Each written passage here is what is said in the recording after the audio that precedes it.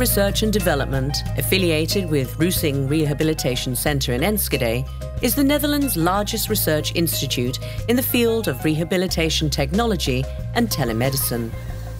Roessingh Research and Development researches and develops innovations in close collaboration with Twente University. Its first priority is to implement the resulting innovations in healthcare practice. Waar het natuurlijk allemaal om draait, is de patiënt weer te helpen te integreren in de maatschappij. En de patiënt en zijn capaciteiten zijn daarbij ons uitgangspunt. Nou, technologie kan daarbij behulpzaam zijn. Het komt erop neer dat wij kennis vanuit wetenschappelijk onderzoek betreffende revalidatietechnologie en telemedicine toe gaan passen in de praktijk.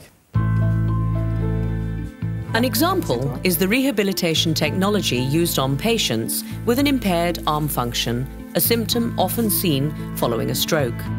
Optimal rehabilitation requires high-intensity targeted exercises. Deze oefeningen zijn echter niet alleen voor de patiënt intensief, maar ook voor de behandelaars. Daarom ontwikkelen wij revalidatierobots die de patiënt helpen te ondersteunen, maar ook uit te dagen om die oefeningen uit te voeren. En daarmee wordt ook de therapeut weer ontlast.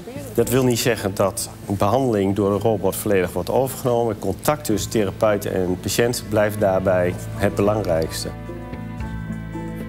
In collaboration with Twente University, Roessingh Research and Development created the Armeo Boom, a robot that manages targeted arm exercises for stroke patients. Wat je wel ziet bij mensen die een beroerte hebben gehad, bij de arm dan, is dat wanneer je ze vraagt om de arm op te tillen, dat je eigenlijk meteen een algehele buiging van de arm ziet. En dat gebeurt automatisch, onwillekeurig. Dus die mensen kunnen niet goed een rijbeweging uitvoeren bijvoorbeeld. Want daarmee moet je en tegelijk je arm optillen en uitstrekken. Nou, en wat we daar dan mee kunnen doen met revalidatietechnologie is bijvoorbeeld zwaartekrachtcompensatie. En dat is dan het ondersteunen van de arm eigenlijk. En daar hebben we een apparaat voor wat het kan doen. En daarmee hef je eigenlijk dat patroon, dat synergistische patroon, hef je op. The games developed by Roessingh Research and Development make exercises more attractive and meaningful. Door middel van virtual reality kunnen we serious games maken, of rehab games, waarin mensen op een motiverende manier hun oefeningen kunnen doen. Het gaat ook niet meer om de oefening zelf, maar meer om de punten of het halen van het spelletje. Druk maar op de strip. Op de strip drukken, hand op de strip. Een ander voordeel van revalidatierobots is dat ze nauwkeurige meetgegevens kunnen opleveren. Dat is behulpzaam voor de therapeut en de behandelaars om voortgang in de therapie van de patiënt te kunnen evalueren. Maar het levert ons als wetenschappers ook weer informatie op om de therapie te verbeteren. These data can help us refine this technology even further. An example is electrostimulation for patients with impaired hand function. As a result of population aging, fewer healthcare professionals will be available to help elderly people. Clients prefer to live independently as long as possible, and waiting lists for residential care are getting longer. Such developments will only add to healthcare costs. Aan dat probleem kun je werken door middel van telemedicine-diensten, waarbij het mogelijk blijft dat patiënten thuis wonen en toch een behandeling op afstand krijgen. Wat je je voor moet stellen bij telemedicine is dat de patiënt thuis zijn revalidatiebehandeling geniet, daarbij op afstand gesuperviseerd door de zorgprofessional. Dus de zorgprofessional die selecteert uit een grote database van oefeningen de voor de patiënt geschikte oefeningen, waarbij de patiënt kan inloggen. Dan ziet hij zijn op maat gemaakte oefenprogramma en kan hij zijn oefeningen doen. Another feature of telemedicine is lifestyle coaching, aimed at training the patient on the various aspects of a healthy lifestyle, such as adequate activity and movement.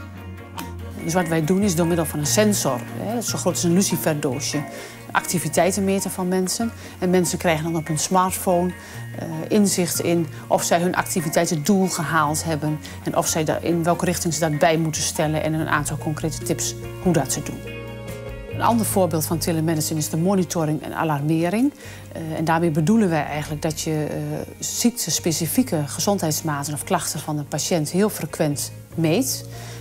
En op het moment dat het over een bepaalde grens gaat, dan wordt de patiënt gealarmeerd dan wel de zorgprofessional. The condition coach brings the various telemedicine components together, using the combined data to develop a rehabilitation program customized to the needs of the patient. Het voordeel van de conditiecoach voor de mensen is dat zij volledig zelf aan hun eigen herstel kunnen werken.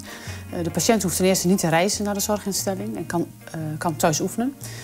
De patiënt kan ook oefenen op het moment dat het hem het beste uitkomt. Dus of hij dat nou 's morgens vroeg doet of 's middags of diep in de nacht, dat maakt in feite niet uit. Dus daarvoor is hij niet gebonden aan het uurtje of het halve uurtje dat de therapeut ter beschikking heeft.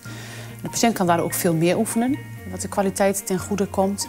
En het grote voordeel is ook dat de patiënt veel meer zelf verantwoordelijk wordt voor het oefenen. In close collaboration with commercial partners, Roessingh Research and Development implements research results in a practical care setting. Today, the Armeo boom is used in a quarter of all Dutch rehabilitation centers. Wij werken graag samen met bedrijven. We hebben een aantal voorbeelden. Bijvoorbeeld het ontwikkelen van een nieuwe protheseknie voor een internationale firma. In de regio samenwerking met een bedrijf die een rolstoel ontwikkelt waarbij schouderbelasting lager wordt. En buiten de revalidatie, maar meer voor de sport, zijn we bezig geweest met het ontwikkelen van een nieuw soort hardloopschoen samen met een bedrijf. Waar onze passie ligt is niet alleen de technologie, maar is ook niet alleen de zorg. Waar de passie ligt is de zorg te verbinden met die technologie. En daarmee nieuwe ontwikkelingen plaats te kunnen laten vinden waarbij die patiënt uiteindelijk geholpen is. Together with its partners, Roessingh Research and Development develops highly relevant scientific expertise, both for today and for the future.